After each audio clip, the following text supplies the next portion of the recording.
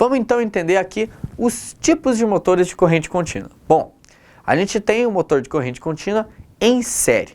Os enrolamentos do campo, ou seja, aqueles nossos polos norte e sul, vão ser eletroímãs que vão estar enrolados em série com o enrolamento do rotor, que é aquela parte que está girando. Então é como se a gente pegasse as nossas escovas, conectasse em série, ou seja, um circuito somente, que vai ter o quê? A mesma corrente passando por ele, que vai girar esse sistema todo aí.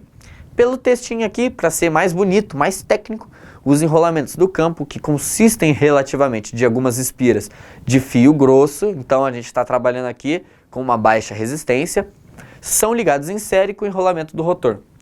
A mesma corrente que flui pelo campo também flui pelo enrolamento do rotor. Qualquer aumento na corrente fortalece o magnetismo do campo e do rotor. A gente viu que a presença de duas, vamos dizer assim, correntes, o que vai acontecer? Se você tem uma corrente que aumenta as linhas de campo, ou seja, aumenta o meu magnetismo, eu vou ter um aumento da quantidade de linhas de campo. Então, quando o meu condutor está ali na posição de máximo torque, ele vai estar cortando mais linhas de campo. E se eu tenho uma corrente que está passando pelo interior dele maior ainda, então o que eu vou ter é uma força eletromagnética naquele condutor, vamos dizer assim, aquelas linhas de campo, mais alta ainda. Então esse efeito vai produzir um aumento no seu torque. Então qualquer aumento em um, aumenta o outro também. Devido à baixa resistência dos enrolamentos, porque a gente está trabalhando no enrolamento de fio grosso com poucas espiras. O motor em série, ele tem uma grande corrente na partida, ele vai consumir uma corrente elevada na partida. Isso aqui é importante você anotar. Por quê? É uma característica específica desse motor. Ele consome uma grande quantidade de corrente na partida. Aqui a gente tem uma demonstração melhor de como isso funciona. A gente tem a nossa fonte, que é aqui, ó, para quem lembra, temos uma fonte ligada em série. O enrolamento vai fazer o quê? Vamos pegar pelo sentido real da corrente. Vai sair do terminal negativo, vai passar pela nossa bobina de campo. O que é a minha bobina de campo? Ela quem vai produzir aqui o campo magnético que vai produzir o efeito do torque no nosso condutor. Beleza, produzir as linhas de campo. Como ela está ligada em série com o meu conjunto rotativo, quando eu aumento ela, a mesma corrente que passa por aqui é a corrente que passa por aqui, que é a nossa bobina, está simbolizada por esse conjunto, e aqui o nosso estator, a nossa bobina de campo. O que vai acontecer? Quando aumenta um, aumenta o outro, não tem muito mistério. Então o que acontece? Quando a gente viu lá que, vamos dizer assim, polaridades iguais se atraem e diferentes se repelem, é mais ou menos esse princípio. Você está aumentando as linhas de campo que vão aumentar, vamos dizer assim, a interação com o meu rotor. O meu rotor tem uma corrente passando no interior dele. Então lá, pela regra da mão esquerda, indo, vindo, vai ter aquela formação das linhas. Então, o campo vai interagir de tal modo que aumenta o torque. Então, aqui a gente vai ter o quê? Aumento da corrente, aumento do torque. Aí, como a gente já viu que a corrente inicial é elevada, a gente vai chegar na seguinte conclusão. A corrente inicial, passando através dos enrolamentos do campo e do rotor, produz um torque inicial elevado, que é a principal vantagem do motor em série. Eles são mais frequentemente usados em aviões com motor de partida e para recolher ou abaixar os trens de pouso, flaps de capota e flaps de asa. Então, como ele tem um torque inicial elevado, ele vai ter uma demanda maior da aeronave, vai ter uma demanda maior do sistema. Mas ele é muito utilizado nessas partes aí. Abaixar os trens de pouso, para quem não sabe, 90% aí, vamos colocar, das aeronaves médio, porte, pequeno, utilizam motores elétricos para fazer esse acionamento dos flaps. Então os flaps vão funcionar de acordo com isso. Claro, existem exceções, aeronaves que vão utilizar sistemas hidráulicos, mas vamos colocar, muitos aí vão utilizar, a maioria utiliza um motor elétrico. Então, o que eu preciso guardar desse tipo de motor? O motor em série, ele possui uma corrente inicial elevada, uma corrente de partida elevada, eles têm um torque inicial elevado e a principal vantagem deles é essa, sendo utilizados onde? Motor de partida e em movimentação, vamos colocar assim, de partes móveis da aeronave. Um motor de corrente contínua em paralelo, entre parênteses aí é o nosso shunt.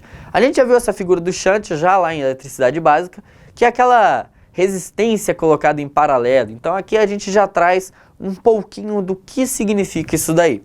Então, a resistência do enrolamento do campo é alta, visto que o enrolamento do campo é ligado diretamente em paralelo com a fonte de alimentação. A corrente através do campo é constante. Bom, vamos entender como é que vai funcionar isso daqui. A velocidade do motor em paralelo varia muito pouco com as variações de carga.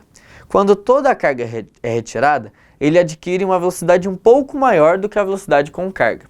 O que acontece aqui? Se você tem um sistema que está demandando energia e um sistema que não está demandando, ele não vai ter uma variação muito grande que teria com o anterior.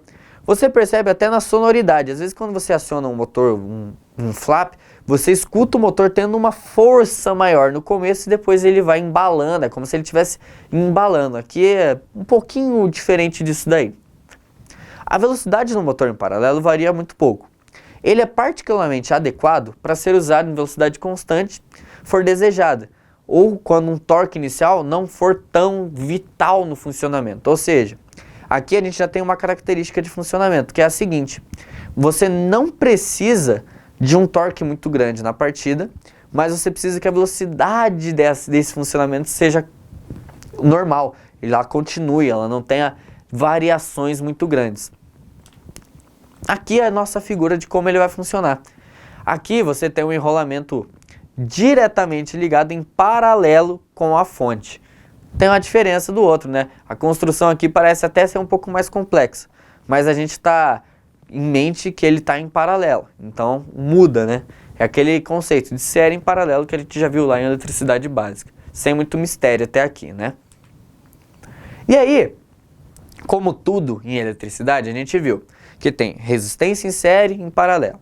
A gente pode ter capacitor em série em paralelo. A gente pode ter tudo em série paralelo. Aqui não vai ser diferente.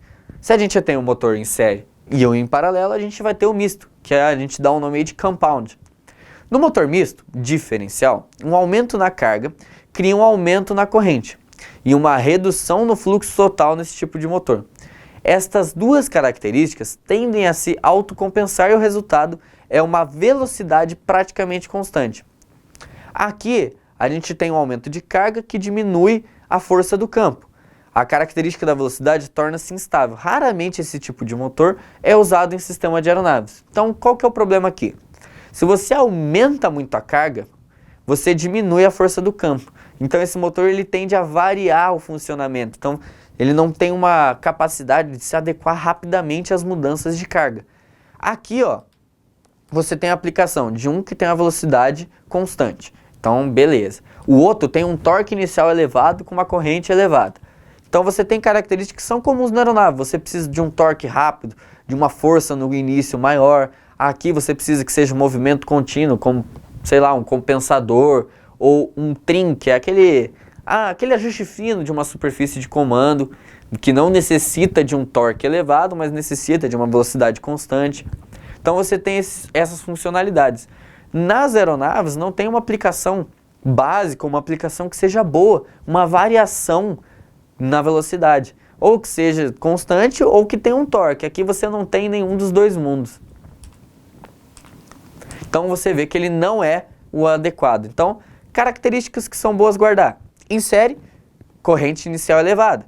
Em paralelo, velocidade constante. Compound, ele tende a variar, então eu não vou usar. Qual que é a característica do compound? Não vou usar.